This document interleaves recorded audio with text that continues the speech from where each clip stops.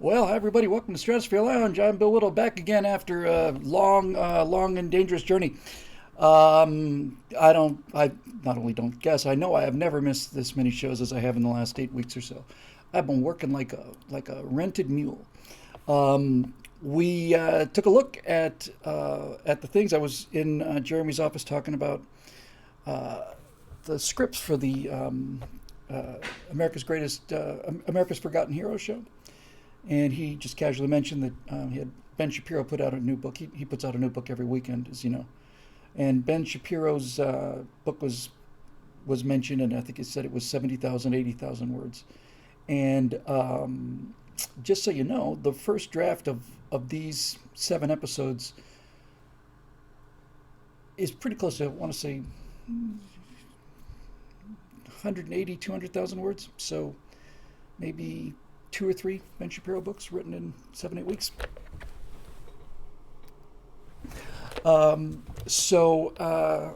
It was an awful lot of work, and we recorded the last one yesterday. It's all a blur for me, and I just could not be happier with them. I really think these things are just getting better and better. The stories are amazing, and I had to do an awful lot of research on all of them. Um, Steve Darrow said that Ben Shapiro could do the voiceover and get the whole series done in 15 minutes. Um, yeah, uh, the great thing about it was, when you're talking about, I mean, when we talked about Apollo, we talked about the Cold War. We're dealing with events and people move in and out of those events, and that's one thing.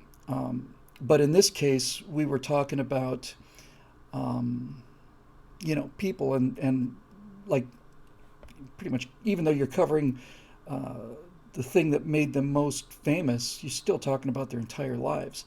And so I got to spend, pretty much 3 weeks each with John Paul Jones, Frank Luke, Booker T. Washington, uh, Ernest Evans, Joshua Lawrence Chamberlain, Jimmy Doolittle, and Dick Rutan. And I know one of those guys. Now the question is which one. Anybody who gets the answer right wins a free digital download of the latest Stratosphere Lounge episode, which you can download from YouTube. Yes, I was teasing about that. Everybody was saying, "Oh, it's Burt Rutan." No, I did Dick Rutan. Needless to say, Burt shows up in it, but I hadn't actually asked them when I mentioned it last time. I didn't get a chance to wanted to get their permission before I told you I was going to do it. But yeah, Dick Rutan's flight around the world in Voyager is an astonishing piece of work. But to be perfectly honest with you, I would say that the final script spent more time, total script time, on Dick's time in Vietnam than it does on Voyager. Uh, he was one of 157 Misty pilots. Misty was a call sign for the guys who were doing fast facts, fast forward air control in Vietnam, and it was incredibly dangerous work and incredible. Dick Rutan, the Velvet Arm.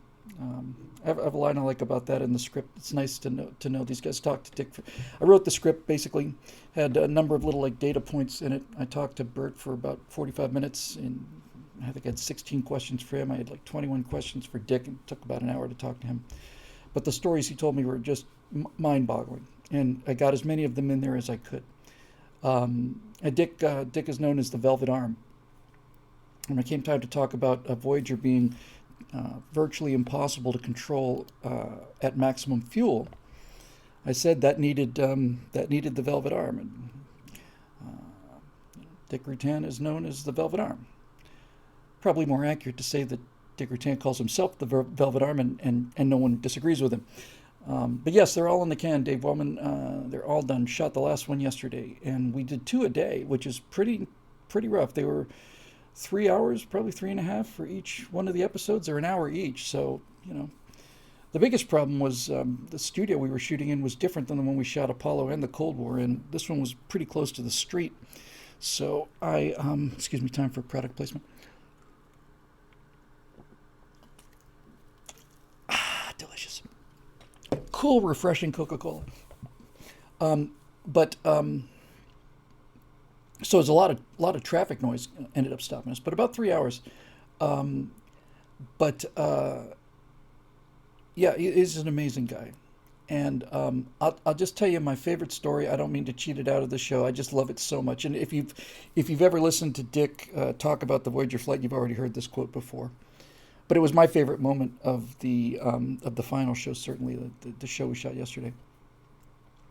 So in order to get an airplane that had a range of single tank single tank of gas range of, I don't know, let's just say 29,000 miles. 29,000 miles range on one tank of gas. So needless to say, Bert had to design that Voyager for one metric only, and that's range. Everything else got sacrificed to range. The control surfaces were the minimum control surfaces, and that's because every time you add just any kind of, add an inch of rudder, and you're adding drag, and that drag adds up, especially when you're flying for 9 days straight. So Bert purposely designed the aircraft to have the minimum necessary control surfaces, which meant that Voyager was not only not an aerobatic airplane, but Voyager was just barely under control, at least at full fuel load, which was 2,250 pounds of airplane and 9,000 pounds of fuel, almost 10,000, 9,800 pounds of fuel. They filled it up. Forgot the number exactly, but it's something like 1,600 gallons they put into that before they took off. Anyway, when they were doing the flight testing on Voyager, I'm not going to tell you the whole story or the whole episode or the whole series, but I just love this so much.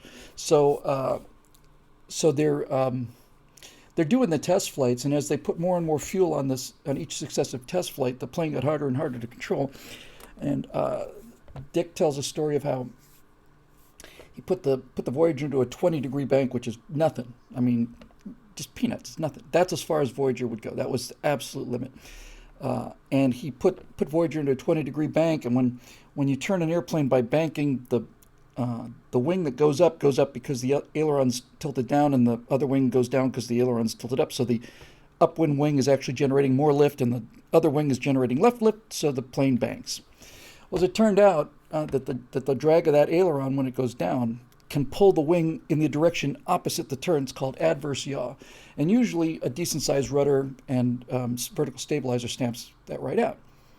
But since Voyager was designed to be as drag-free as possible, when Dick put the plane into a 20-degree left-degree bank, the plane started yawing to the right.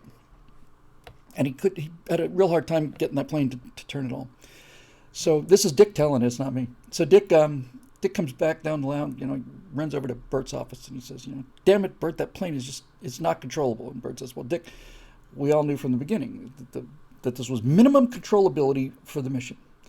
And Dick said, yeah, but Bert, I put the thing in a 20-degree bank. The damn thing will not turn. And Dick looks at him, and Bert looks at Dick and says, Dick, it's an around-the-world flight. The plane doesn't have to turn at all. I love that so much. I love it so much.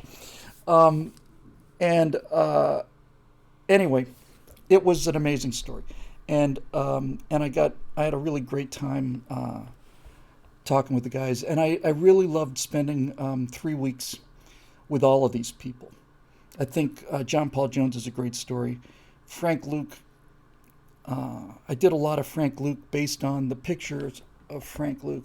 There's 2 pictures of him, and he looks so mean, and I always thought he must be a mean guy. It turns out both those pictures were taken half an hour after his best friend got shot down, and you look at the pictures into those light, and that's a whole different story. Booker T. Washington was amazing.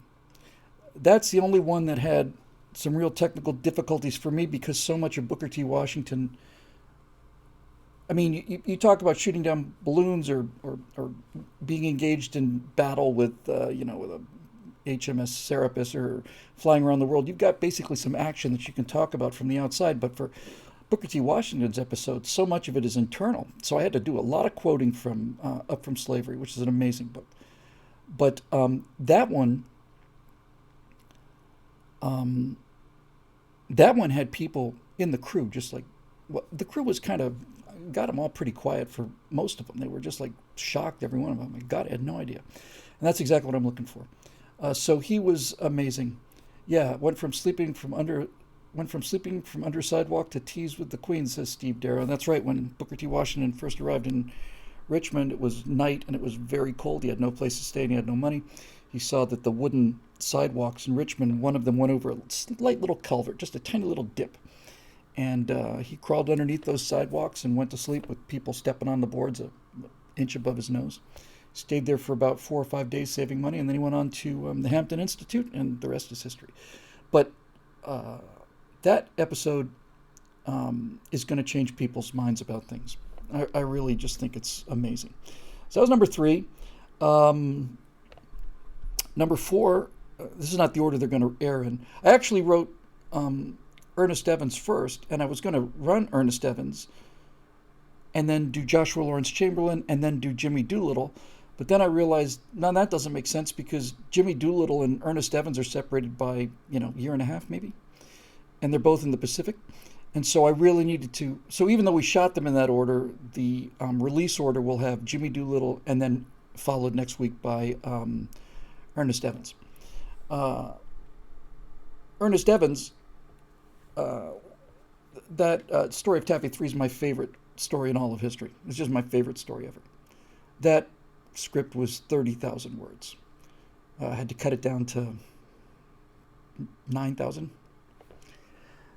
We're certainly going to be doing some kind of a something that looks like a book with the first draft of all of these things, because the first John Paul Jones pass was 27,000 words, had to get down to 9,000. So I cut 2/3 of pretty much everything out of those scripts. The first cut pass probably improved them a little bit, tightened them up, but after that I was just having to cut entire chunks out of it. In fact, it got so hard to cut those scripts, they were so overwritten that I couldn't just cut them anymore. It was like, there's just no way to cut this. So what I did was I went through a 30,000 page first draft. I had to get that down to 9. I toyed around with pulling out all of the N's, A's, Q's, E's, W's, and T's, but that turned out not to be such a great idea. So what I did was I went through a 30,000 word draft and I just highlighted the stuff that I said to myself, there will be a release of the full scripts through Daily Wire somewhere. And so I looked at the 30,000 word script and I went through it and I said, okay, ruthlessly, what has to be here? What has to be in this script? Don't worry about connecting it, just what has to be there. Went through them and highlighted all that stuff in green. And then I moved that over to a new file, and that got me to, I don't know, maybe 9,000, 10,000 words. Went through that, cut, but kept the stuff that had to be there. That got me another 2,000, 3,000 words. And then I went and highlighted the original in blue, what would I really like to be there, and I moved that over. And then I just basically stitched them together. And they hold together really, really well. I'm really surprised how well they held together. But the first drafts are a lot more detail, a lot more, and I wasn't dealing with pages. I was dealing with words. I really should get paid by the pound, or actually after this, I think I'd probably be better off getting paid by the ton, because as D.P. Wellman says, there, our friend Dave Wellman says, there are not enough words to cover the amount of brass on those balls, and that applies to all 7 of these guys. It really, taken together, I'm sure you'll feel the same way. I certainly hope you'll feel the same way. But taken together, it just makes you realize we're just descended from demigods. I mean, the things that have happened in this thing is just amazing. But anyway, back in the saddle, and I know we got 5 days coming up, or 4, or whatever, to the election, and I'm not going anywhere for that. And we'll be talking that night, and we'll be talking afterwards too. But we've missed a couple of shows, especially this last week or two, as we got right down to the wire.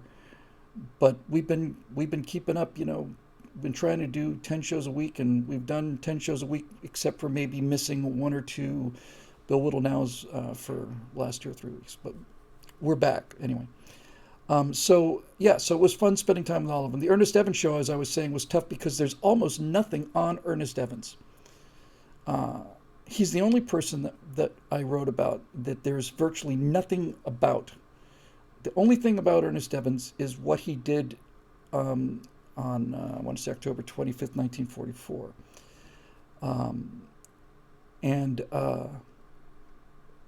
and there's very little about him before then. But fortunately, there's so much else going on during the Battle of Taffy 3 that that I think it just plays really, really well. And I'm trying to I won't kid you guys, I'm trying to make it. The story's interesting. You have to be completely incompetent not to have people interested when you're talking about these stories. I try to get a laugh every now and then, or at least get a smile. But I want people, when I end the things, I want people, if they're not crying, I want them on the verge of crying. I mean, you should be crying at the end of these things from just the raw magnificence of it. Just the fact that we're part of the same species, let alone the same country as these people. So anyway, that's what Billy's been doing. And again, many apologies for the delay. Not only do I think this work is important, but to be honest with you, perfectly honest with you, without the income from these shows, we wouldn't be here. So this BillWhittle.com thing is great, and we're always so grateful for our members. We mention that every day. But it's a net negative proposition.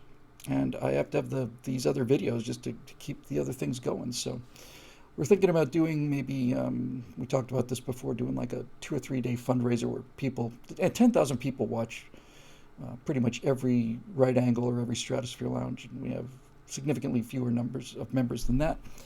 And so hopefully we'll be able to get people to make a one-time donation or something like that. But in any event, so much about that. And about the video. So there's good news and bad news. The good news is we shot video for these. And even better news is we have had talks, and I think it's pretty likely that we will at some point in the future be able to reshoot the Cold War with video. I think that's probably going to happen. The good news is, there's good news is video. The other good news is that the audio will be released to everybody. You'll be able to listen to it as a podcast. The bad news is, and this is completely understandable, it's just smart business. The way that Daily Wire is going to do this one is they are going to put the audio out there for free, but for the video, you have to be a member. You have to be behind the paywall for that. And those are the conditions, and like I said, needed the money, and I wanted to do the work, so that's the deal. Maybe I can talk them into doing one for free just so people can see how they look, but in any event, we did only audio for the Cold War. There were 13 episodes, and furthermore, the Cold War got really... I just ran out of time, and they gave me another 3 episodes. I was originally going to do 10 and ended up doing 13, and 13 wasn't enough to finish. If we reshoot the Cold War, then I can't... I'll probably add another chapter or 2. So Dave said, what about members of BillWhittle.com? And I asked about that and went to bat for that hard, and there's no technical way for them to do it. And about that, I am exceedingly regretful. Exceedingly. I really, really, really wanted to be able to make that available for members, but there was no way to do it technically. They didn't want to let me post it on my own stuff, and that's that. So anyway, it plays really well on audio, and I think obviously it looks better with the picture. The set was fantastic and cool, and maybe I'll have some pictures of that next time. And so we shot the publicity pictures afterwards. Natasha came over, dressed the set, shot a bunch of kind of conventional looking pictures of me on the set, and the set's amazing. It's a little bit like, in fact, it's not a little bit, it looks quite a bit like Night Gallery. I wanted the Night Gallery look. There's an open space and nice walls and stuff, and then I've got 5 tablets that look, they're roughly kind of like the monolith in 2001. They're vertically formatted, and there's 5 pictures, and they're backlit, and they're just gorgeous. And I'm kind of walking between these portraits, so even though we're doing a lot of full frame cutaways, anytime I'm on camera, there's images of the guy behind me going, like back into time, and it's pretty cool. So anyway, that's an idea. Steve Darrow says do a promotion where they can get both for a discount or something. I'll see what they say. Maybe they'll run a discount for BillWhittle.com members. I did not think of that. I'll see what they say. Anyway, they spent a ton of money on it, and they're certainly entitled to make that money back. So there we go. And having done that much writing, I mean, just that much writing, not just on America's Forgotten Heroes, but when you take that and you add the Cold War and you add Apollo, I've been pretty much writing for these guys nonstop for, what's that, 16, 17 months now. And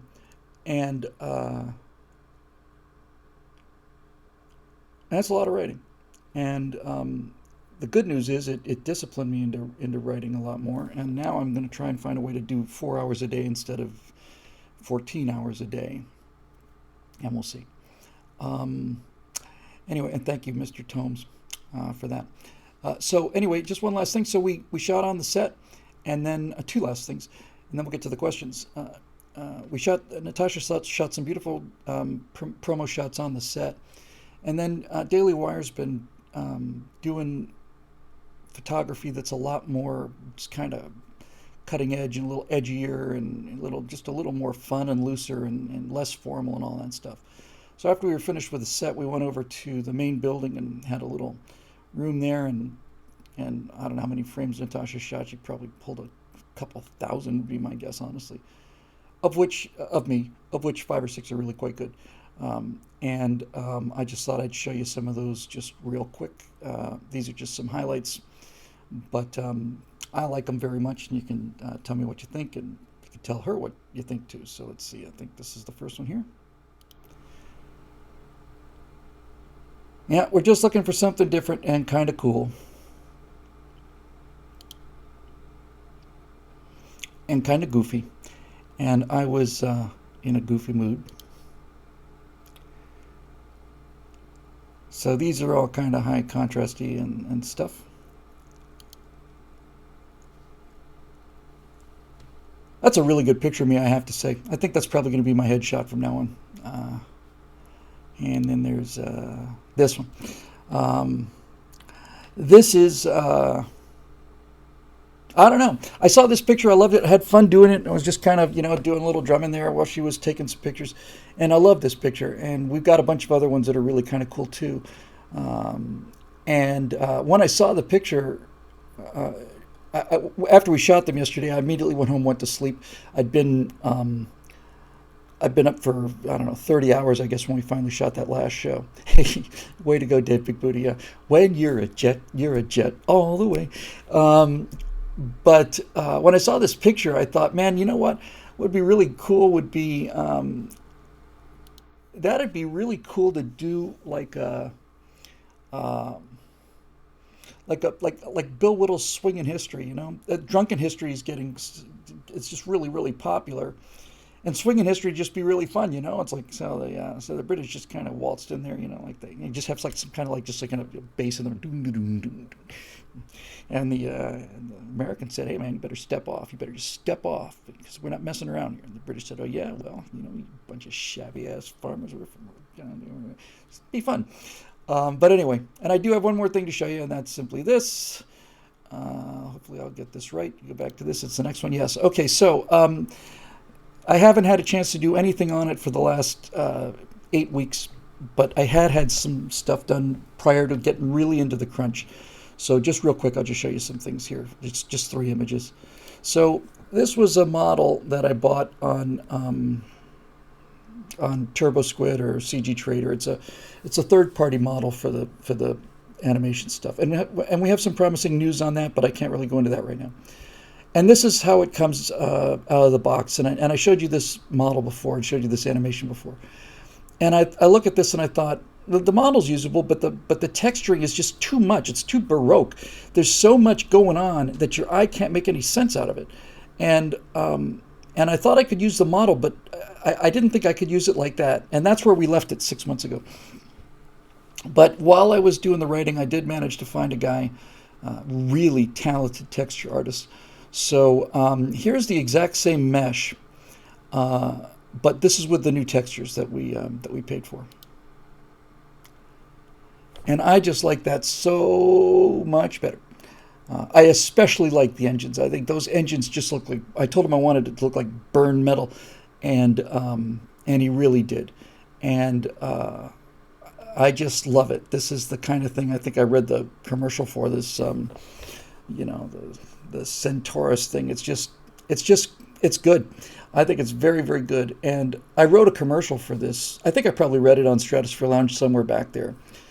It's like a pickup truck commercial, and it's I'm not going to read the whole thing because I don't have it handy, but one of the lines was, she cuts through the atmosphere with all of the grace and elegance of a canned ham. And the whole thing is just about, about this ship company. Sparta is the name of the guys that make this particular brand of ship. And the whole idea was like Sparta was like, just rough kind of things. And the narrator says, "Oh, sorry about the condition. We wanted to get a new one for the commercial, but we wanted to get a clean one for the commercial, but we couldn't find a clean one." So it's just, somebody said, "What's the scale?" I don't have the exact scale in terms of blank to blank, but if you look at the windows up front, that'll give you a pretty good idea. I mean, the windows up front are roughly the size of a commercial jet cabin, so it's a big boy.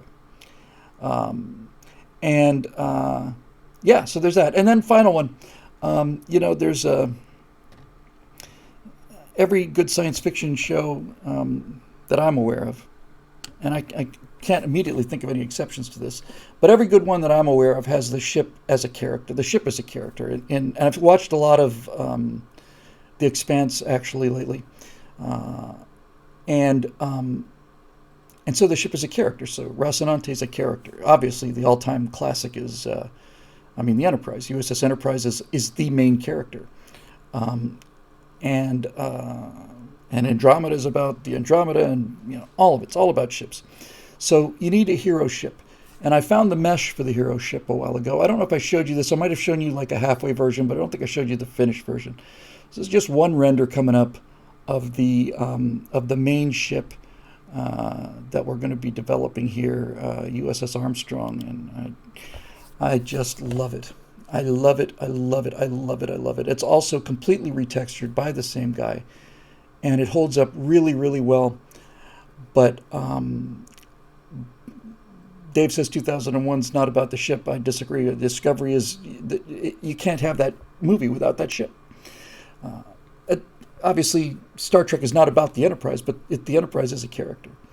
And this one is it's just fantastic. It's an exploration ship, really. And I love it. I love it. I love the mesh. I love the textures. I love every single thing about it. I think it's absolutely beautiful and distinctive. I haven't seen anything quite like it before. So now that we're done with this, I've obviously got a lot of stuff to catch up on. Needless to say, there's an election as well. But at least now I can go back to doing a little bit of developing it. But yeah, it never lands. That's correct. And obviously, I don't think it'd ever really get that low into the atmosphere. But that kind of lighting is called PBR physically based rendering, and it's really amazing because basically, if you put PBR textures on that model, you can take a photograph and you can light the model with the photograph. So if I were to take, this last scene, let's go back one more time, just show you real quick. So this scene, the model is being lit by the photograph. The photograph kind of wraps all the way around it, and it's lighting the model. And if the sun were setting off to the left, and I rotated the photograph so that the sun was in the center of the image, this picture would be backlit, and so on. And it's not only is it extremely easy and fast, but it's unbelievably realistic. So this PBR lighting is tremendous. And if you put the PBR textures on there, it's only now beginning to dawn on me, having spent so much of my time in 3D back in the dinosaur ages. We had to light everything with physical lights and simulate reflections and all the rest of it. Now, technically speaking, all I really need is like a directional light for the sun when it's out in space, and then anything that happens in the atmosphere for other ships. You just take a rendering of the landscape and you light the model with that, and it looks fantastic. Anyway, that's that. So I'm continuing to work out the details of the script. I think the name for the series, I don't know if I mentioned this before, I think I want to call it The Colonies. And I think that's perfect because it's got a nice ring to it.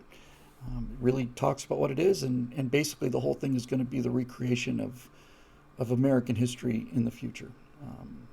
We'll compress things a little bit. We've got the entire political struggle of the colonies trying to get their independence. And at the same time, we've got, imagine just some kind of airless or low pressure frozen planet with just nothing but dark clouds, just real kind of, alien kind of, like the planet in Alien, the first Alien, or something like this, something really cold and dark and depressing. And then there's just lines of like rovers, six-wheeled rovers, like a wagon train, and that's exactly what they are.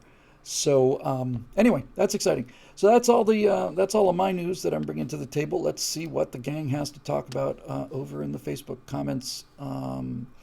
There's that whole election thing coming up. So I'm going to assume we're going to get some questions about that. But if we don't, we'll certainly talk about that, and we'll take some questions from the live stream as well here. Oh, here we go. Let's see what we got. Oh, that's a good one to start on. From Susan Speakman. Hey, Susan. Sorry I've been gone so long. Let's see. But seriously, Bill, at this point, I'm so discouraged by what's going on these days. Media cover-ups, wildly unlikely poll results, threats of rioting if the right candidate doesn't win. Do I have any words of wisdom or encouragement? I do. That last episode we did, second to last episode we did, when I was saying, what are we going to do if this thing loses? I think that was recorded during the 24 hours of my lowest point during this cycle. And that's okay. Everybody's allowed to have low points. Just have to get back up again. This was right after Trump's first debate performance. I've never seen him so bad as in that first debate. And everything was just cruising and so on. So anyway, having had a chance to look at it, I'm now feeling, you can't feel confident because the stakes are so high. I'm not that kind of person. Some people are and I'm not. But if you ask me what I think is going to happen, I genuinely, honestly think that Trump is going to win in a historic landslide. I think he's going to win huge. I think he's going to shock the living daylights out of everybody. And the reason I think this is because not only of the enthusiasm that's shown for Trump, but the lack of enthusiasm for Biden. I think it's going to be I think it's just going to be a tectonic shift. Huge, not huge. I'm sorry, did I say huge? I didn't mean to say huge. I mean huge. He's pulling these enormous crowds. And by the way, I mentioned this in a couple of Bill Whittle Nows or Right Angles. So he has that horrible debate performance, first debate, where I was just standing there. Will you please just shut up? Let him talk. He can't put a sentence together. Let him try to finish the sentence. It was terrible. Come on, man. Yeah, whatever. Biden. So there was that, and then the next thing was he had COVID, and I felt confident that he'd recover from that, and I said that was going to be America's COVID test case, whether they liked it or not, and he sailed through it. He toughed it out. It wasn't like he wasn't sick; he was real sick, but he toughed it out, and then right after he was released from the hospital, I want to say 48 hours later at the most, he did the first of these rallies in Sanford, Florida, and he was dancing around and having so much fun that I realized my first thought was, man, he must have been unbelievably ill during that first debate. He must have been like barely able to stand. He must have been so sick in that first debate against Biden. But watching him since then, he's just been having more and more fun. And what's even better is that the campaign ads for the Trump campaign have startled me. And it startled me for a number of reasons. First of all, the thumbnails are just filled with like emojis and things. They're brilliant. They really look nothing like a political ad. Secondly, Trump is chipping away at Biden because the beautiful thing about the Trump ads that I've seen on YouTube is that Trump is not in them. At least he's not featured in them. All these ads are about is Joe Biden saying this on camera, and Joe Biden challenging Trump about this, and then here's 4 different clips of Joe Biden, in his own words, lying his ass off.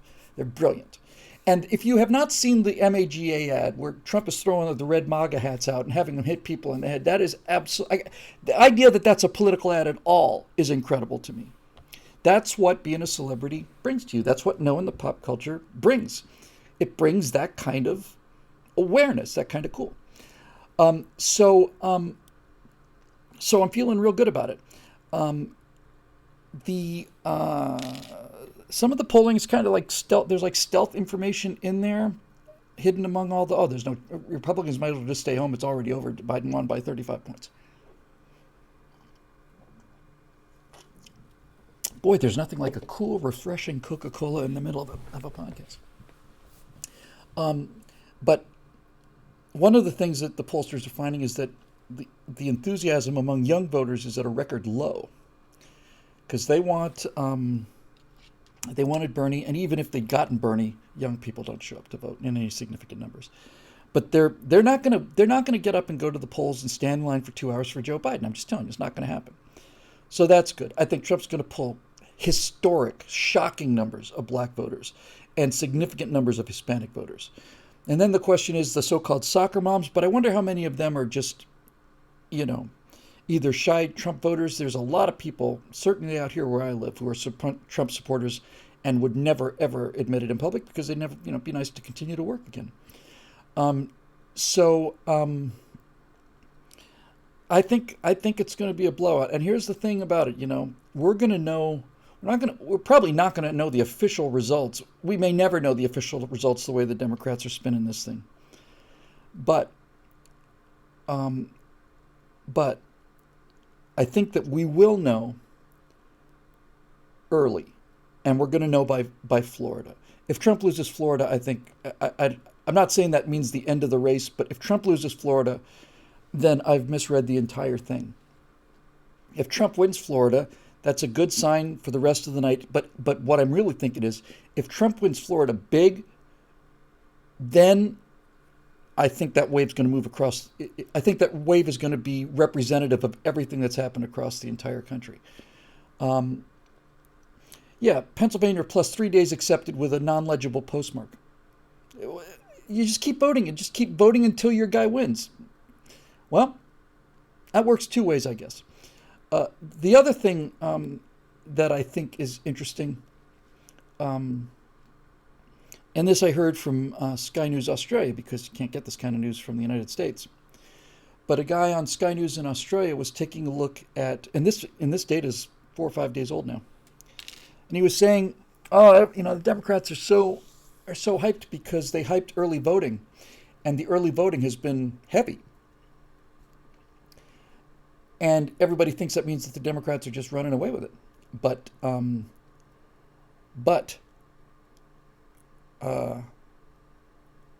this bit, I just got to stop for a second. This business about continuing to vote after Election Day is ridiculous. It's absolutely insane. It's like saying, well, you lost North Carolina. Well, we better get out there and vote then since we lost. It's absolutely insane. And I don't know what to say about it. I really don't. I really don't. And I think the only thing it's going to be a nightmare either way. No matter what happens, Election Day is going to be a nightmare. And anyway, back to this guy from Australia. I just had to get that out of my system because to me, to vote after the election with no postmark it's insane. And why do we allow this? Why? Why do we allow this? We control the Senate. We control the House. How do we allow this to happen? I don't have the slightest idea. And if it turns out that we lose because of this, we have no one to blame but ourselves. We should have stood on. We should not have ever allowed this to happen. We should not have ever allowed Al Franken to walk away with those votes. We never should have allowed Florida to keep counting until they got Gore over the line. Never, ever. Anyway, what this guy in Australia was saying is, looking at the results, I don't know how they were able to tabulate this, but even though there's early voting, in places like Arizona, the number of early votes, and they haven't officially counted them yet. I don't remember exactly how they got this, but they said the guy's case was, since Republicans are going to come out on election day, like the rules, like it's supposed to be done. He basically said the Democrats kind of have to have a 2-to-1 advantage in early voting, because so many Democrats are voting early, so many Republicans are voting on election day, that if the Democrats don't have a 2-to-1 lead prior to election day, when the red wave comes on election day, then they're going to lose their lead. And what this guy is saying is that there's nothing like a 2-to-1 advantage for Democratic voters in early voting. He said it's dead even as in Arizona. A couple states, Republicans are ahead in early voting. He said of all the states they looked at, the only one where Democrats were up by more than 2-to-1 was Minnesota. And if Minnesota goes blue, then Minneapolis deserves every single thing that's coming to it. But in any event, things are. I'm going to vote early too. Why not? I'm going to walk it into the. I'm not going to put it in a mailbox. I'm going to drop it into an official voting center thing, and I'm thinking about writing "Go Biden" on it just to make sure it gets counted in California. But in any event, this idea that every vote that's come in is a vote for Biden is just not true, and I think I know the best outcome, and I think that the best outcome is going to be the most likely outcome. There is no good outcome. Okay, I'm not going to write anything on it. Don't worry. I was just kidding. I think that the best outcome is also the most likely one, and that is a Trump win that is so big that any Democratic politician who decides to back this or fight this knows that it's just we've got to win. We got to win big, big, and I think we're going to. And look, there's no other way to put this other than to put it as plainly as possible. If the left decides that they want to burn down the country, or try to, because they lost an election legally and fairly, then that is something that we're going to have to get out of our country's system sooner or later. Let's get it out now. And that's like saying the country's got blood poisoning, or the country's got gangrenous leg or arm or whatever. And now it's a question of, well, you don't have to like it, and you could say it would have been nice to avoid it, but nevertheless, if it's there, let's get it out of here now. Let's get it out of our system. The sooner we get it out of the system, the better. And if it turns out that this Trump wave is coming, and I think it is, that's a sign that the American people in whole have decided they don't want riots and they don't want things burning things down. If it turns out that the Democrats continue to burn things down if they lose, then whatever support that the Democrats may still have from rational people will fold even further, and they'll get to be smaller and smaller group. I think the idea of dividing the country into thirds is how it feels to me. I think there's a third of the country voting for Trump that's still sane and patriotic. I think there's a third of the country that's all in on this progressive agenda, and I think there's a third of the country that can go either way. If Trump wins big, then there's still hope for the system. If Trump loses, then the fact that Twitter and CNN can ignore things like the Biden laptop thing means that the power of big tech, big media, and big government is greater than the ability of the middle to vote for something that seems rational. So I think for the foreseeable future, we got to think about the country not as this half and that half. I really think it's a mistake. I think the way to think about the country is thirds. There's a blue third, there's a red third, and there's a purple third. And the election's going to be decided by how the purple third goes. If the purple third goes red, that's great. If it goes red hard, that's very good. If it goes blue or blue hard, that's very bad. It's very bad for conservatives, and it's very bad for the country. But if the country goes blue, and that purple block goes to the blue, either 50% or 100%, enough for Biden to win this election, then no matter what happens, the election will have been stolen, because the fact that the fact that CNN, ABC, NBC, nobody's reporting on this, the fact that Twitter is blocking people who have a link to that New York Post link in it, the fact that they blocked the New York Post Twitter site, as Ted Cruz said, that newspaper's been around for 200 years or so, and it's founded by Alexander Hamilton. This is not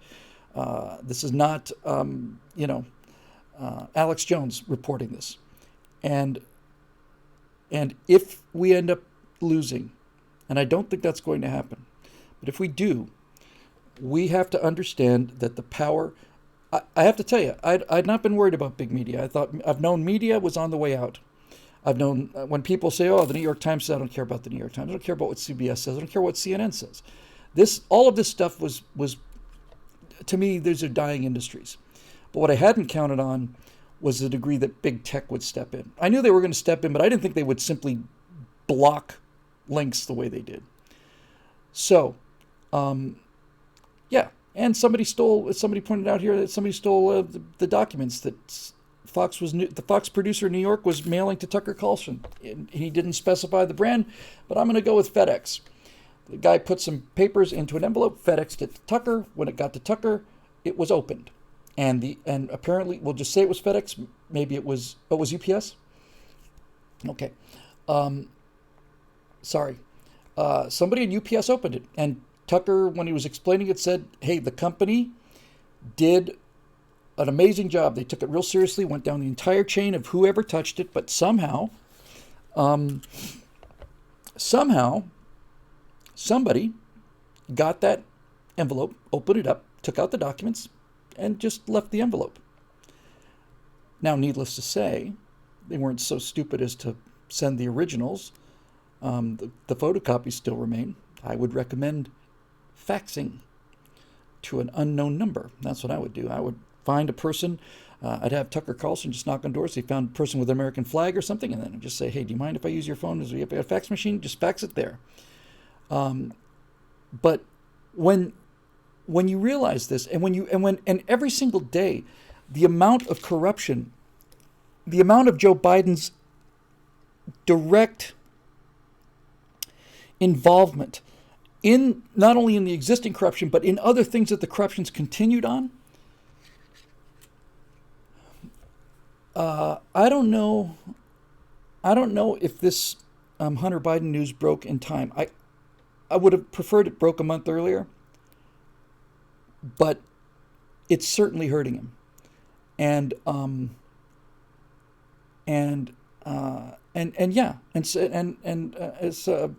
VSE Zero said, it's the FBI was reading it. So we've got some serious problems, folks. If we are talking about the American Republic as a body, we have got some serious gangrenous limbs, and the question now is the patient going to survive it? And the United States as we know it is going to be determined by this election on Tuesday, the results of it. I saw something I liked very much that said that one way or another, one party is going to die on November 3rd. It's going to be the end of one party or the other. If the Democrats win, it'll be the end of the Republicans as we understand them, because if they have 4 years to continue with things like the tech cover-up and the FBI being weaponized and all of the corruption and all of the deals and all of the China, all of that, if they win, then the United States as we know it, I think, is essentially done. That doesn't mean America's done. It doesn't mean the idea of America's done. But if that happens, then the amount of thought control that big tech and big media is able to pull, when they not only will not report a story, but lock down the means of one private citizen to share a news story with another citizen, then we will realize that, okay, that hold is so great that unless you're really deep into politics, then you are going to, then if that happens, I'm just saying hypothetically because I don't think that's going to happen. So if Biden wins, then I think what we have to do as conservatives is we have to say, okay, all right, it's time to drop the first stage. All of that dead weight, all of those people that want free stuff, all of it, all of the taxation, all of the regulations, all of the political correctness, all of that stuff. It's the first stage of the Saturn V. We're going to drop it, and we're going to just keep on going. I don't know exactly how to pull that out, but that's what I mean. So if you want to think about what I'm saying, and if you buy this argument about the country being divided into thirds, then if Biden wins, we drop 2/3 of the country's mass. We just drop it. I'm not talking about a war, because there's not going to be a civil war in this country. You're not going to see. You're going to see civil unrest. You're never going to see a civil war. It's not going to happen. But philosophically, and to some degree politically, we just need to take the red third of the country and just put it off to the side. And we all need to do business with the red third of the country, and we need to not do any business with the other 2/3 of the country. And they can have the singers, and we'll take the engineers. And they can have the protesters, and we'll take the police. And we are going to be, if Biden wins this election, my firm belief is the idea of trying to slow down the decline of the country or to turn the country around, that ship has sailed.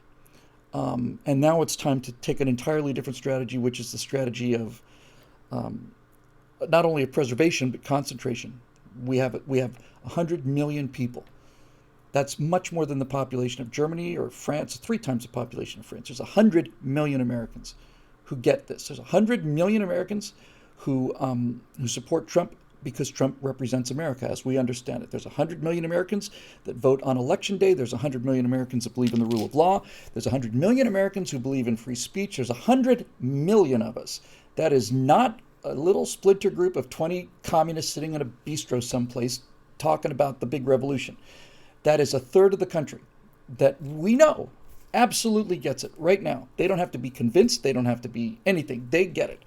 And if it turns out that the middle third goes to the blue side and we lose this election, then the red third has to basically, it's my opinion, but I don't see any alternatives to say, okay, the blue third is gone. They're gone. There's no recovering them. They're gone.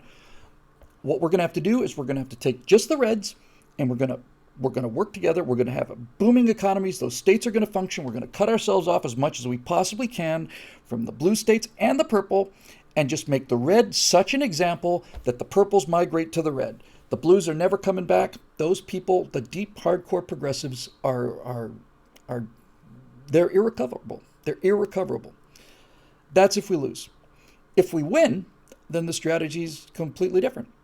If we win, then that says that, okay, so the body will survive the amputation of this gangrenous limb. We're not fatally poisoned. We can isolate the infection and have the body still survive. And if Trump wins, then that's what we can do. If Trump wins, then the country is still extremely unhealthy. But if Trump wins, the country is still alive. The country as we understand it, voting on election day, 9 Supreme Court justices, free speech, all of those quaint ideas. So, Susan, your question was, you're disappointed. What words of wisdom or encouragement do I have? My words of wisdom and encouragement are this. If the worst case happens, there are 100 million people who work very hard and whose net worth is in the tens of trillions of dollars who are not going to go along with this. Now, when I say not go along with it, it doesn't mean they're necessarily going to be in the streets with rifles. I'm saying there are 100 million people.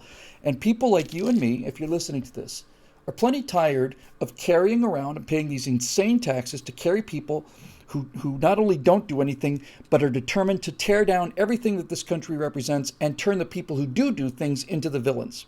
So, fine. We will simply stop playing their game. If it goes blue, we will stop playing their game. We will do business among ourselves. We will use the internet to find ways to do this. We will get the living hell off of Facebook and Twitter and all the rest. And that's what will happen if we lose. If we win, and I really think that's what's going to happen. If we win, yes, we still need to amputate that limb. And I want to be crystal clear on this, okay? Crystal clear on that. When I say amputate the limb, I'm talking about fighting and basically marginalizing to the point of ridiculousness the idea. I'm not talking about purges. I'm not talking about roundups. I'm not talking about camps. I'm not talking about any of that. I'm not talking about any personal damage done to any American who feels any way about it. That's not what this country's about. And if we become them, then we're not worth saving anymore. It's got nothing to do with individuals. It's got nothing to do with people. But that idea, that Marxist idea, that is essentially about nothing other than personal political power and control over other people's lives, that idea is going to have to be amputated from the American mainstream. And when I say amputated, ideally it would be, look, if I've got gangrene in my arm, right? The question is, how much of the arm can we save? If we're lucky, I've got a little bit of gangrene in the little tip of my finger, and we take it out at the middle joint, and I go around for a while losing a digit. If we're not lucky, it comes off at the shoulder. And so we're going to find out by the degree of the win, and we're going to find out what happens. Because if we win, and I think this is clear to me, and I think it's certainly clear to Ted Cruz and others, if we win this election, we will have 4 years to do two things. I don't care about the wall anymore. I don't care about illegal immigration anymore. Let me rephrase that. I care about it, but it no longer worries me. Nothing worries me. China doesn't worry me. Russia doesn't worry me. Defense situation doesn't worry me. Immigration doesn't worry me. Crime doesn't worry me. The drug problem doesn't worry me. Nothing really worries me except for two things. And these two things have to be done if we win, and they have to be done right away, and they have to be locked into stone. The first thing that has to happen is big tech has to be broken up. A monopoly that cuts off your telephone when you call somebody to give them to talk about something that the telephone company doesn't like, that monopoly needs to be broken up. Facebook needs to be broken up. Google needs to be broken up. Twitter needs to be broken up. Twitter you should just abandon. The fact that you're on Twitter anyway is just, it's almost like you're beating yourself with your own stick. But the idea that you cannot disengage from Google, you cannot disengage from Facebook, you cannot. It's not possible. Those companies have to be broken up by the Department of Justice. So big tech has to be broken up. And when big tech gets broken up, we need to find out. I said two things, I meant three. I'm starting to sound like a Monty Python sketch. Number one, big tech has to be broken up. And they've earned it, and there's a legal predicate for it. They are not carriers. They are publishers. They are making editorial decisions. They have a monopoly over the communication means of the country. There is an ethical, moral, and legal precedent for breaking them up, so they need to be broken up. That's number one. Number two, our election system has to be put back in order. And that means that you vote on election day, and until we get this thing back under some kind of traditional control, you go down to a voting place, and you should make more polls available. In California, they're trying to close the number of polling places, and the reason they're doing that is because they want you to face a 4-hour line or a 6-hour line. They want to make voting as difficult as possible so that you can vote by mail, and then they can cheat. So I say every public school, every whatever, there should be polling places everywhere, and your line should never be more than half an hour. You should almost make that like a constitutional amendment. And there should be polling places. You go down there, you fill out a paper ballot, which can be held onto and is coverable all across the country. This is not a thing that's determined by state or whatever. It is a federal mandate, paper ballot, and that paper ballot is dropped in an envelope. You vote on election day. The results are known by that night. And if you cannot be here to vote, you can get an absentee ballot, and the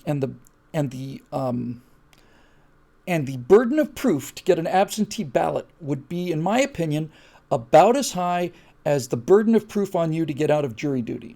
Used to be you could say, oh, geez, I really can't do it anymore. At least now, anyway, my experience is if you to say, hey, I've got to work, not good enough. To say, oh, I'm out of time, I don't, no. You need to have at least that level of burden of proof. And frankly, I think you need to prove either you are in the military on active duty or you are out of the country on business or personal affairs that cannot be postponed, and absentee ballots ought to be as rare as they used to be, which is rare. And then you go down, and by the way, when you go down there, you put your finger dip your finger in indelible ink, just as you would in Mexico or Nicaragua or Iraq or any other third world country. And you do it that way until people begin to recover the idea that this is something that's not just a joke and it's not just an opinion. So would I support a national holiday for Election Day? I absolutely would. Although, to be honest with you, it's already, an employer cannot prevent their employee from going to vote. Now, maybe they could pressure him. I don't know. Would I support a national holiday? Right off the top of my head, I want to say yes. Maybe there's a reason not to, but sure, why not? Actually, if you think about it, the fact that it's a work day means that penalizes the people who are working. If you're on government assistance, you got the whole day. If you're not, you have to try and figure out how to do it after work or before work. Yeah, sure, that sounds good to me. But anyway, you have to save that, and then the final thing you have to do is you have to reestablish the rule of law, and you have to do that by winning convictions against Hillary Clinton, Joe Biden, any Republicans you can find that are guilty of this. They need to be convicted as well. You need to have convictions. I want to see James Comey convicted. I want to see Brennan convicted. I don't want them witch trialed. I don't want them run out of town on a rail. I want to have a trial with evidence, and if it turns out that a jury can find them guilty, then I want them to get convicted. People like Comey, non-political figures, Comey and Brennan and all the rest, if they're found guilty of the kind of things they appear to be guilty of, then they need to go to jail. I don't think you can jail Hillary Clinton as much as she needs to be. I don't think you can jail Joe Biden either as much as he needs to be. He just needs to be convicted and then the sentence commuted. You're guilty, you're found guilty, you're guilty. Sentence has been commuted on behalf of the tens or hundreds of millions of people you managed to convince that you were a swell guy. Because we should not be putting our political opponents in jail even if they deserve it. I just think I think that precedent is more dangerous than ever. Listening to Schmucky Schumer there talking about how Republicans are going to regret the legal use of the presidential vote to appoint justice. I'll just come out and say it, folks. If the Democrats win and they decide to pack the court, then this is no longer the United States of America. They've packed the court because they know that they can't win elections. So if they've packed the court, then the country is governed by 9 people or 12 or 15 or however many liberals they need to have a majority. And if they win and they pack the court, that's your signal that the country is no longer a republic. Now it's an oligarchy. It's a country that's ruled by the majority of 12 people or 11 or 15 or however many they need to be sure that they keep winning in the courts. The reason they hate the fact that there are 3 new conservatives on the court and now there's a 6-3 conservative majority, many of them are projecting their own evilness onto this. They're saying, well, now the Republicans are going to use it to screw us the way we screwed the Republicans. I don't feel that way. You probably don't either. I feel like, well, now there's somebody who's going to take the Constitution as if it's law and not just an opinion and not just a magazine. It's not just like an art, like the Constitution is not just an article in People magazine. It's actually more important than that. So, yeah, no, Roberts isn't a conservative. Roberts is one of the most weak-willed people I've ever seen. Roberts is the Judge Ito of the Supreme Court. But we have a 5-4 solid majority, and we have a 6-3 majority in most cases, and that's all we need. Will the court-packing fervor continue after Trump is reelected? Wouldn't that be funny? Wouldn't that be something? He won't do it, and he shouldn't do it, but it would be very funny if Trump wins to say, I've been listening to these Democrats about packing the court, and I got to tell, and Trump would do this too. He would troll me.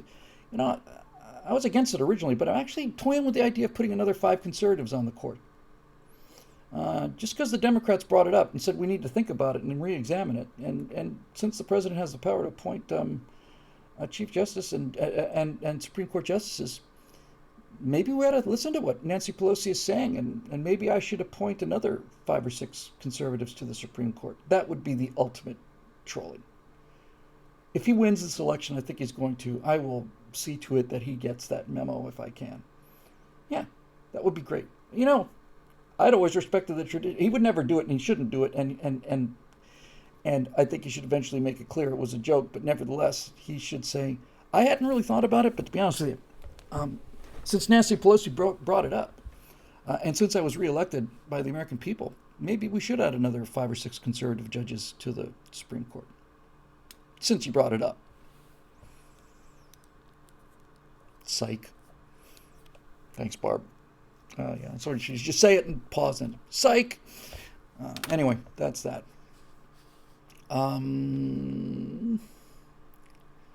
Let's see. Oh, George, I didn't see the question, but we've answered some of it, but it deserves some follow-up. How cautiously must we open the can of worms that is imposing federal regulation on social media? Would a tax break for upholding free speech be a good idea? Be a good enough carrot to allow for a minimum of stick? Fines for false fact-checking, criminal charges for employees abusing their own moderation powers. This is private property argument, and it's a good argument, and an argument that I respect. But this is where the idea of, hey, Google's a private company and you agreed to their terms of service runs into the entire idea of a monopoly. If I don't like my electric service, I don't have a chance to go to a different electric provider, which is why that company as a monopoly is treated differently than other companies. If now, used to be that you had the exact same situation with the telephones. If you didn't like the rates that Ma Bell was charging, the Bell Telephone Company was charging, too bad for you. What are you going to do? You're going to make a phone call using another company? That monopoly's been broken for so long that now the question almost sounds silly. Well, of course I would. If I didn't like the rates I'm getting at AT&T, I'll go to Verizon or something. But when I was growing up, there was one phone company. One, period. AT&T, I guess it was, yeah. And there was one. And if you didn't like the fact that you were paying $7 or $8 a minute for a long distance call, and that's what you were paying, and you were paying in $1970 as well, and you would make a long distance call, it consists of, all right, we're going to call Grandma. Everybody here? Everybody around? Good. Okay, here we go. Grandma, hi. How are you? Well, happy birthday. Thank you so much. Let me put Susan on there. And then you just pass the phone around, and you'd be on the phone for 2 or 3 minutes because that's all you could afford to do. And that monopoly, that private company, was broken up by the government and broken up into pieces that were able to compete against each other. And the next thing you know, you've got unlimited free long distance. Unlimited. Now, a lot of that's due to the internet, but nevertheless, it's what it is. And now you've got 5, 10 companies that are competing against each other. And the way that works is, well, you've got my business, but I'm going to offer you a lower rate and better service. So I'm going to switch my business, and behold, the miracle of the free market and competition takes place, and so on. So there is that outcome for the tech giants. I don't think there's anything about opening this can of worms. It's not a can of worms. It's a petri dish of bacteria, and it needs to be replaced. And this idea, please don't take this personally, George. You're a great guy, and I appreciate your support. But the idea of giving somebody a tax break because they allowed free speech is repugnant. If they don't allow free speech, they need to go to jail. You don't get rewards for feeding your kids. Hey, you should give me $10 because I fed my family today. It doesn't work like that.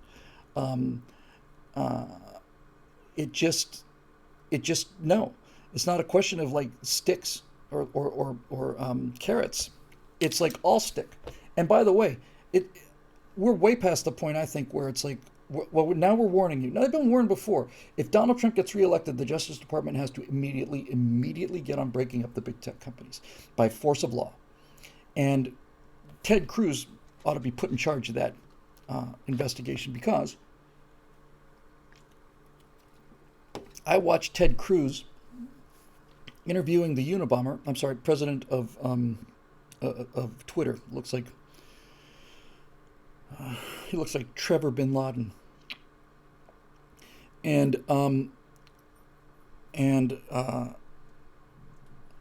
he got him to say that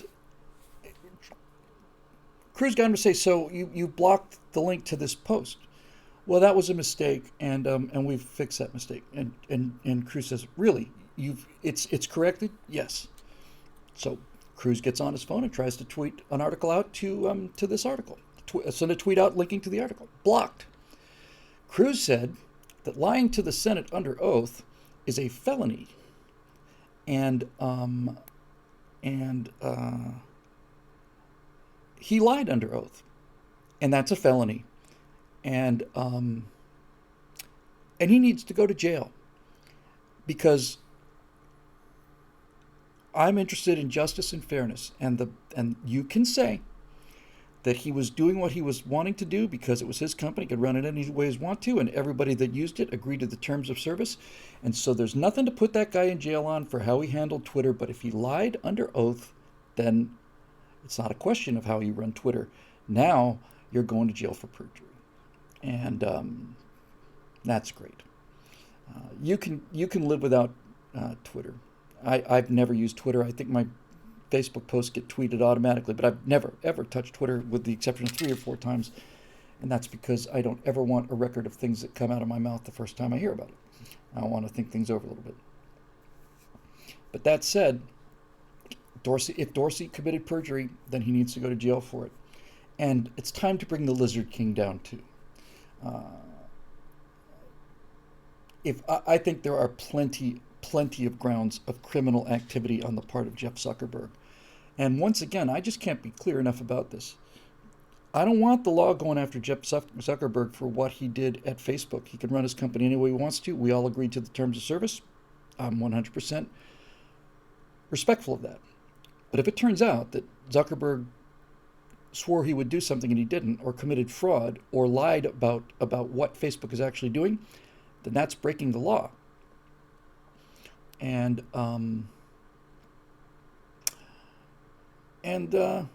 that's something he should have to go to jail for. Did I say Zuckerberg? Did I get it wrong? I always get that name wrong. Yeah, Zuckerberg, the reptile. So those are the things. If Trump wins, break up big tech, restore election integrity, and prosecute the people who have weaponized our government against us and who have been responsible for all of this stuff.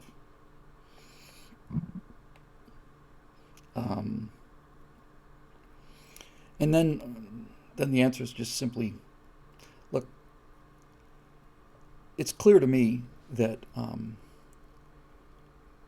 that CNN, all of these major news sources, and Twitter and Facebook, all of them, they are all in on this election. This is it. There's not going to be, the world as we understand it now is not going to be the same after this election. If they win, then we know that the power that they've got to swing the middle is greater than our power to not swing the middle. If they lose, there is no credibility left for any of these agencies, CNN, Times, all of it. The Hunter Biden laptop case is the Rubicon. That case is the one case where the stakes are so high and the actions are so clear that the Hunter Biden laptop case will be the case that determines, if we win, whether or not the media has lost all of its credibility forever. And I'm not worried about the media. The media, as we understand it, is a dinosaur. They're dying out by the day. But big tech, that's a different story. That's an entirely different story. And there's a lot of stuff that those guys are working on that I do not like.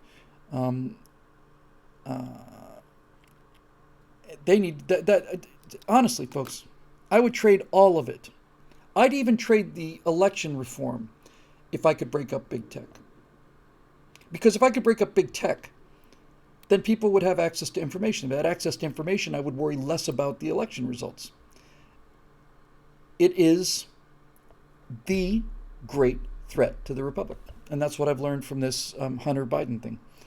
I always was worried about it, but I never put it in first place. But now I do. That is the single greatest threat to the country. And I get the feeling that a lot of conservatives understand that now. I think Trump understands it.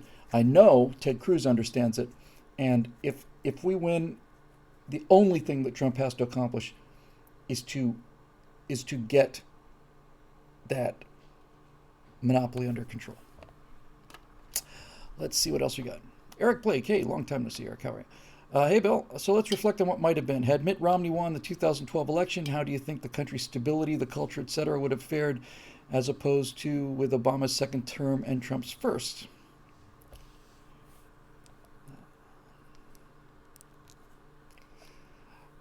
Mitt Romney strikes me as having the same kind of character as James Comey. and also the same kind of character as John Roberts. Um, I think Mitt Romney and John Roberts and James Comey are guys whose mental image of themselves is of the good guy, and that when that conflicts with what they personally believe, if there's a conflict between what they want to do versus how they view themselves, they're not willing to change how they view themselves. If I was the director of the FBI and I considered myself a Boy Scout protecting American liberty, and I found myself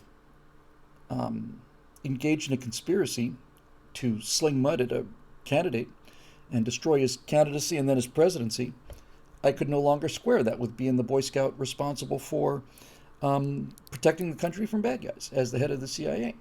And people like Comey take the path of least resistance. The path of greater resistance is for him to re-examine his image of himself and realize, well, I can't very well be the Boy Scout if I'm going to be involved in this treasonous activity. So he doesn't go down that route. He basically says, no, I'm going to stick with the Boy Scout story, and all of these things I'm going to do to overthrow Donald Trump are things that are consistent with me being the guy saving the country. Same thing with Romney and the same thing with Roberts. All three of these people will protect their self-image at any cost.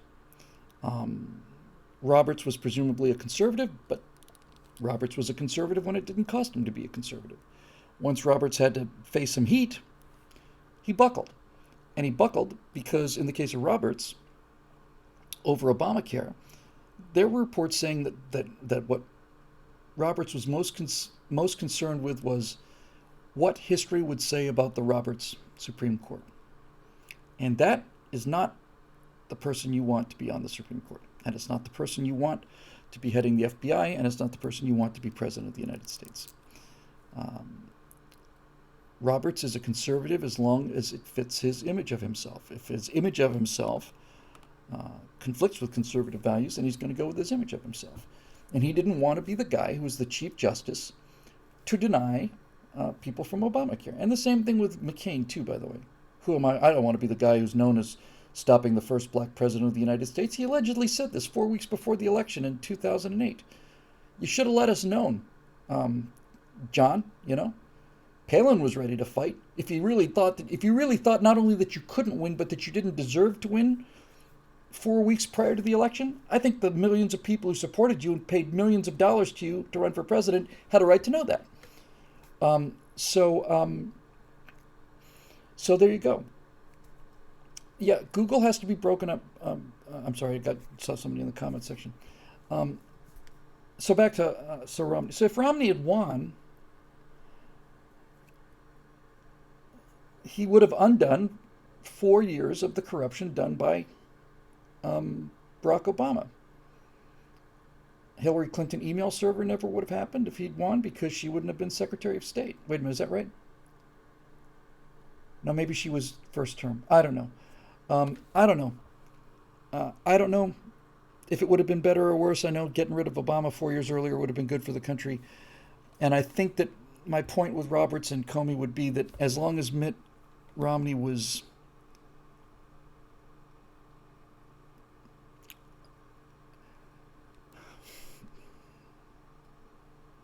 I don't know the answer. I know that the four years of Obama were 4 years of Obama would have been so much less destructive than 8 years. The idea that, well, I'm glad Romney didn't win so that we could get Trump in 2016. I don't know. A lot of people think, well, I'm glad he lost, and Dave Wellman said so right there. But I'm not 100% convinced. Although I will say, needless to say, after the vote on the impeachment, that I don't have any trust for Romney or respect for Romney. I don't think he has any principles other than Romney. But he was a businessman, and he would have done a lot less damage to America than Barack Obama did. But in any event, that's not something I have any control over, I'm glad to say. Let's see. A lot of questions about Biden and the election. We've covered most of those. Uh,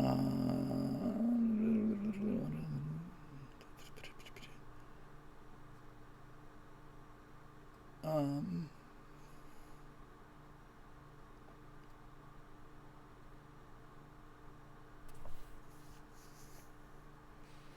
I guess this is. I'm just trying to find something that looks like stuff we haven't gone over before. Here's one from John Galt, CSA. It's been so long, I never got to ask this question from August, but I glanced at it. It looks good. Compared to the whiny anti-American Zoom snooze fest of the DNC convention, the GOP's patriotic, optimistic version was a well-produced breath of fresh air. Considering your expertise in stagecraft, do you think their masterful use of stirring music and the national memorials at Fort McHenry, etc., as a backdrop to arouse pride in our country and flag has rendered the old large arena filled with delegates from the great state of convention format into the dustbin of history? Wuhan flu or not, I can't imagine a more effective and uplifting format than what we saw last summer. Can you? The reason I'm going to take that question and like to take the question, first of all, because John's a great guy, but secondly, because even though he's talking specifically about the conventions, everything that's followed the conventions in terms of the campaign follows that same dynamic. So let's broaden it up just a little bit to say, instead of the conventions, let's talk about the campaigns. Biden has run a snooze fest webcam campaign, utterly independent of the American people. And Donald Trump has been doing 3 or 4 events a day around the country to packed crowds. And not only is he rooting for America, he's having fun. And in this year, more than any year in history of the country, well, I can't say that, obviously, World War II and Civil War and so, but certainly any year in my lifetime, 2020 has been a depressing, miserable, rotten year. And when you see Donald Trump out there having fun, it's very, very, very compelling. Even, I think, to a person in the purple third of the country, I think it's extremely compelling to have fun, be goofing, just goofing on him. I think that's really important and enjoyable. And again, we're gonna know by the end of the night on Tuesday. We won't know by the end of the night on Tuesday who the president is going to be, unless Trump wins by such an unbelievable margin that it really is impossible to cover it. And that's possible. But I'm assuming that it's not going to happen. I'm assuming Biden's not going to concede. I'm assuming they're going to try and stretch this out. I'm assuming they're going to just go, look, we found some more votes from here. Well, we got to add those, because otherwise we deprive those people who don't exist or who are already dead from their vote in the 2020 election. But put all that aside. We're going to know by the numbers the kind of condition that the country's in. If Trump wins and it's close, we're in real trouble. If Biden wins and it's close, we're in deep trouble. If Biden wins big, we're in critical trouble. If Trump wins big, then we're in as little trouble as we can be in and still be in damn serious trouble. We'll see. One of the downstream effects of this concerted media campaign to inflate Joe Biden's poll numbers to the point of having conservatives give up, and it's effective. And I said that last time, 2 times ago, when I was really down about the whole thing. I said I admitted it. I said it is having an effect on me. It works. It's powerful. Your guy's down by 11 points. Trump has a 3% chance of winning the election. It takes the steam right out of you. It makes you just want to go home and give up. It's extremely effective, and that's why they do it. Fortunately, I got over it after a day or two, and most of you do too. And also, fortunately, I think peak depression for conservatives was a month ago. I think we know the momentum is with us now. Momentum is everything. And did a Bill Whittle now about this as a kind of a football game analogy, and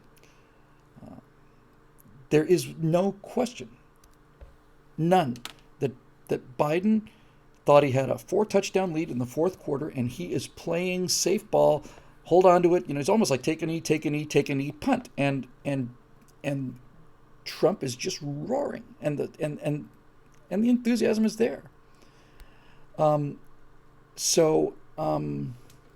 We'll see.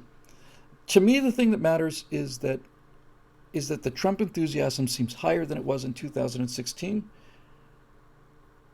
That I don't know of anybody who didn't vote for Trump in 2000, who did vote for Trump in 2016 and who's not voting him now, with the exception of Ann Coulter. It's the only person I'm aware of. I know a lot of people who didn't vote for him in 16 who are voting for him now, and there are millions of people who didn't vote for him in 16 who are voting for him now. I hear case after case of people who said I voted for him reluctantly in 2016. I'll crawl over broken glass to vote for him in 2020. So all of the enthusiasm is with Trump, and it's higher than it was in 2016, and that would be important. But I think that that's only half the picture, and you can't look at half the picture. If Trump's enthusiasm were higher and Trump were drawing big rallies, but Biden was drawing rallies too, then it would still be important, but it wouldn't be telling. To me, what's telling is a picture of Kamala Harris speaking in front of 8 people, not 80 people, not 800 people, 8 people. No wonder they're not. They say they're not going out in public to COVID, and well, the reason the rallies are so small is because, no, they're not going in public because every time they step out in public, it's a catastrophe for them from an optics point of view. When Joe Biden and Kamala Harris speak in Phoenix, Arizona at a scheduled event and nobody comes, you can't televise that. I can't believe they televised Kamala Harris out there in the woods on a stage talking to 8 people. The smallest crowd I've ever talked to in public was 3 people, and that was at an open-air event in the middle of summer. It was 110 degrees. I was wearing my suit, and I gave them the best 40 minutes I had in me because they showed up. But other than that, and I'm not running for vice president of the United States at the time either, I might point out. Other than that, I've never, ever spoken to a group smaller than 30, 40 people. Most of the time, they've been hundreds of people, and several times they've been thousands of people. I'm just some guy. They cannot get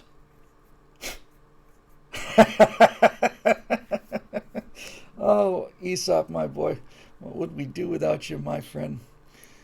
Too bad you can't read the comments live, folks. Aesop said, well, I'm just filling in a little bit. He said, one benefit to running the Biden campaign is if you're going to have a rally, at least you only need to order 1 pizza.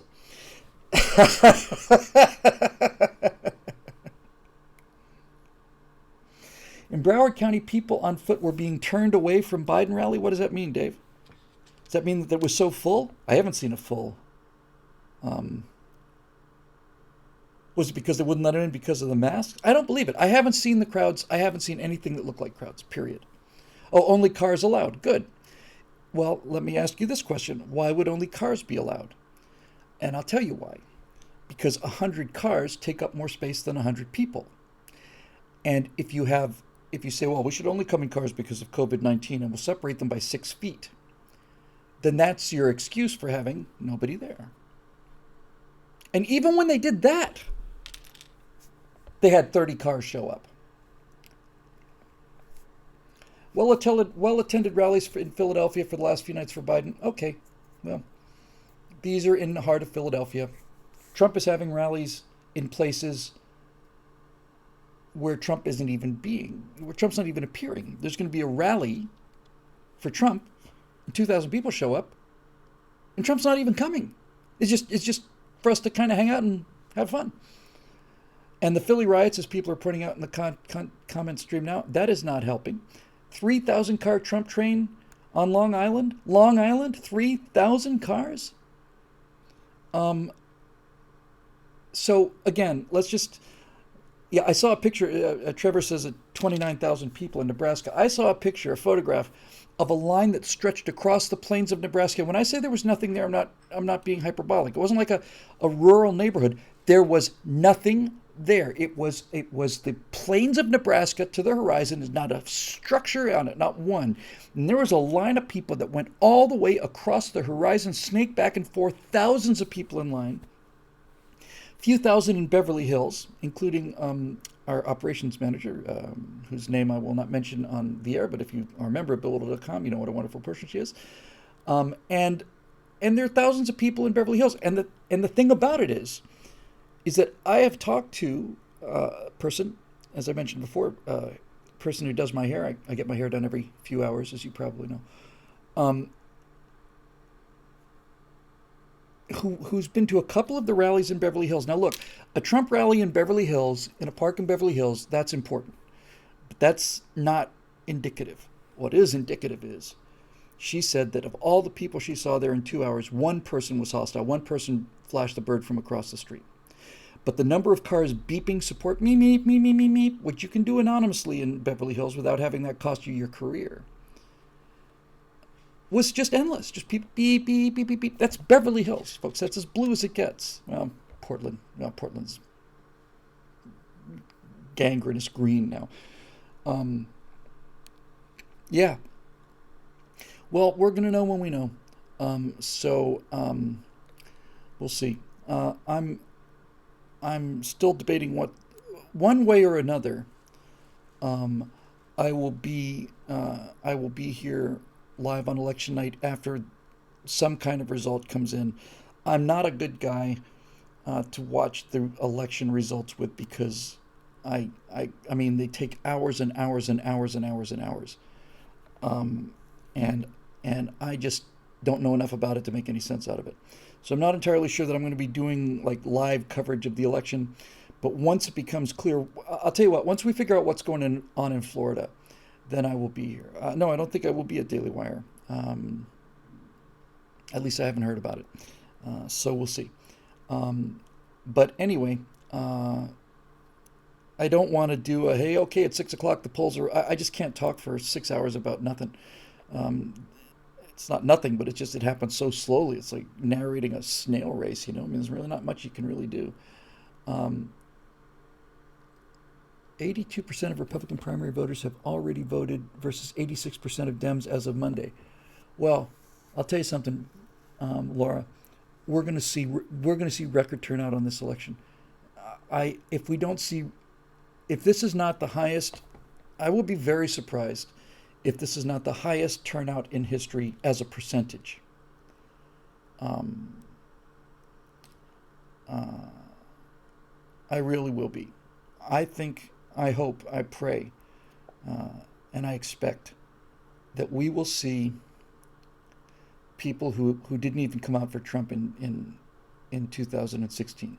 I think the sights of the riots on the streets and all the rest of it, I think we're going to see people who haven't voted in 30 years or ever. And they're not going to be young people. Dave Wellman says that Trump should carry Florida by 300,000. I want Trump to carry Florida by 3 million. And then there's the whole thing about, well, if we don't win, we're going to riot here, we're going to riot there. Should I be worried about that? Yes, I should be worried about that. I'm not worried about my personal safety. People who worry about protests spreading out over vast areas, with all due respect, don't have a clear appreciation for the idea of area. And people who think that you can catch the virus by walking down the street opposite from somebody who's COVID-19 positive don't appreciate the concept of volume.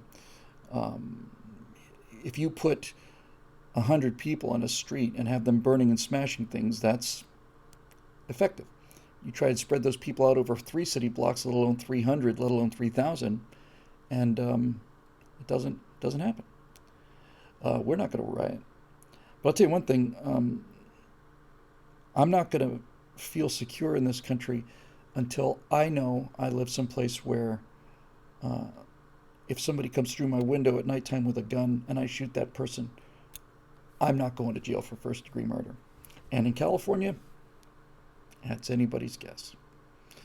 California is dedicated to the protection of the criminal at the expense of the law-abiding citizen. And the reason for that is because California and all of these other socialist governments fear law-abiding citizens. They fear people like me because we vote Republican. So if there's a lot of riots, here's what I think will happen, and here's what I hope will happen, because there's no good way out of this election day, folks.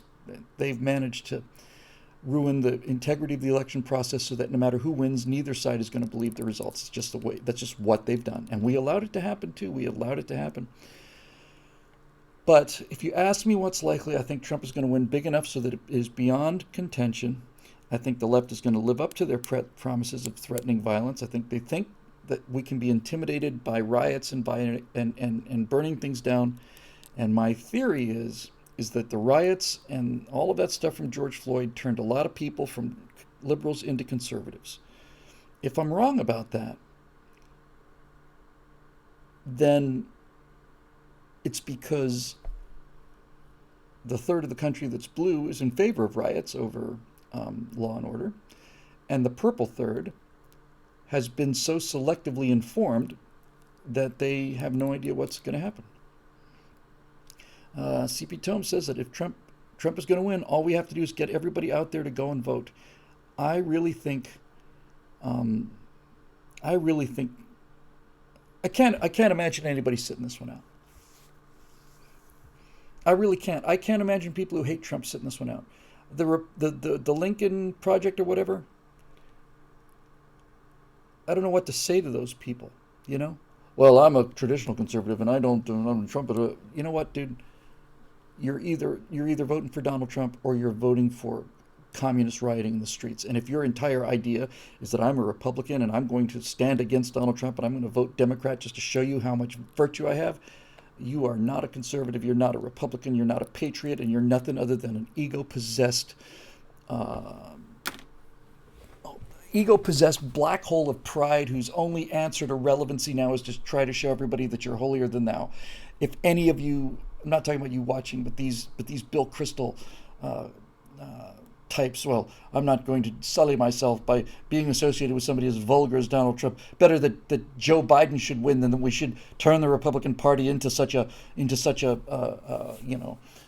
clown show. I would point out to you 3 conservative justices on the Supreme Court, and I would also say that your virtue signaling is even more repulsive to me than virtue signaling from the left, because we shouldn't have to be doing that. Just pathetic. Pathetic. And speaking of pathetic, 50 Cent said he said, I'm voting for Trump, that huge tax bill on not to hell with it, I'm voting for Trump. And then he got the backlash. And then Chelsea Handler, who I didn't realize was a former girlfriend of his, tweeted that this white chick tweeted that she had to call him and remind him that he's black. And then the next thing you know, 2 days later, Fiddy says, F Trump. Well, since you're watching, Fiddy, all you've shown me is that you're Chelsea Handler's bitch. That's what you've shown me. You're her bitch. You're his bitch. If this girlfriend of yours has changed your mind, former girlfriend of yours, has changed your mind and put enough pressure on you so that you back down. You're not a man. You're not a bad guy. You're not a rapper. You're not a gangster. You're nothing. You're Chelsea Handler's bitch. Get over it. It's just you're pathetic weakling, man. And I would say the same thing if the situation were reversed. If you'd come out strong for Joe Biden and some woman said, I had to call Fiddy and remind him that he's black, he should be voting for Trump. If it had been the other way around, I'd still think you're her bitch. You are just pathetic, man. And it's not the first time we've seen it. We saw it with that NFL guy. Remember the one guy who decided to stand up for the national anthem? And we said, finally, there's one guy, this is a year or two ago, there's one guy who's still a patriot. And then all of a sudden he got the backlash. And he said, well, I didn't even realize the rest of the team was out there. If they were all in the locker room, if I'd known that, I would have gone in the locker room, would have taken a knee. Screw you, pal. You know, if you're going to stand up, stand up. If you stand up and you piss off the left and then you back down to the left, then you piss off the right and nobody likes you. You just really are a worthless individual. And I know people like that. Drew Brees and all the rest of them. Okay. Yep. So anyway, that's that. Folks, it's 7:45. It's an hour 45. I know I owe you more time, but I think I'm going to call this one a night. Beautiful wife's in the next room. and I have been absent without official leave for quite a while now. So hopefully we covered enough to make up for the terrible long absence. There's never been a break in Stratosphere Lounge like there was in the last 8-10 weeks or whatever. But all I want to say in my defense is twofold. Number one, I wouldn't have canceled if I had any other option. I simply was chained to this. I was here from 6 a.m. to 10, 11 p.m. for the last 3 weeks, and almost all of that for the 8 weeks prior to that. So there's that, and the second thing I'll say about the absence is hopefully when you see these shows, you'll understand why I missed the time that I did, and hopefully you'll feel like they made up for it. So we will see. So we'll be back on Thursday, 2 days after the election. That's next week. And I will be making some kind of a statement on election night, probably once we see what's going on in Florida. If Florida's close, then I'll stick around probably, and we'll see how it breaks. But again, with my apologies, it's one thing to watch election results with a panel of 4 people. And when we did it last year at Daily Wire, we had to tap dance for an hour after they called, was it Philadelphia that won it for Trump? They waited for an hour until one of the networks had the guts to announce that the impossible had happened. And even that hour was a little strained with 3 or 4 other guys. So anyway, yes, I will be here on Tuesday. I'll be on the Stratosphere Lounge on Tuesday. I'll be saying something for an hour, at least a couple hours on Tuesday, but I won't be doing the early results. So I'll put a note up in Facebook, and I'll try and keep you posted. But to be honest with you, I'd like to just talk about, I can't, I know I've said it 5 times, I cannot do 2 or 3 hours watching the results come in. Once we have some idea of how the country's going, one way or another, I'll be here. And we'll keep that up on Facebook and keep those notifications coming. I'll let you know as the night's going on. I'll let you know when I'm heading to the studio or wherever I am, and we'll keep you posted. But I will tell you,